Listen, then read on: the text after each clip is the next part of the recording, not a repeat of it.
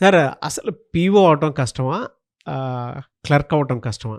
ఏది కష్టం? ఏది తేలిక సార్ అసలు? కంప్లీట్ అనాలిసిస్ చెప్తా దీంట్లో. హ్మ్. క్లర్క్‌కి 2 స్టేజ్‌లండి హ్మ్. ఎగ్జామ్. Preliminary, mains. పీఓకొచ్చేటప్పటికి 3 స్టేజెస్ అండి. హ్మ్. Preliminary, mains, interview. ఇప్పుడు ఐబీపీఎస్ క్లర్కే తీసుకుందాము. హ్మ్. రెగ్యులర్‌గా దాంట్లో కట్ ఆఫ్‌లొచ్చేటప్పటికి డిపెండింగ్ ఆన్ కేటగరీ 60, 70% వరకు కట్ ఆఫ్‌లుంటాయండి. హ్మ్. అంటే 100 మార్కులకి ఎగ్జామ్ పెడితే 70 పైనొస్తే గానీ ప్రిలిమినరీ క్లియర్ అవ్వదండి. అవును. వేరాజ్ పీఓ వచ్చేటప్పటికి 45%తో ప్రిలిమినరీ క్లియర్ అయిపోతదండి. ఆ!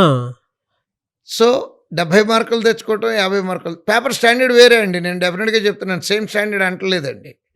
పేపర్ స్టాండర్డ్ అంటే అక్కడ మీకు కావాల్సిన పాయింట్ ఏంటంటే, అదే 60 మినిట్స్‌లో ఆరాంగా 45, 50 బిట్స్ చేయటం అనేది చాలా అలవోకగా చేసుకెళ్ళొచ్చండి. హ్మ్.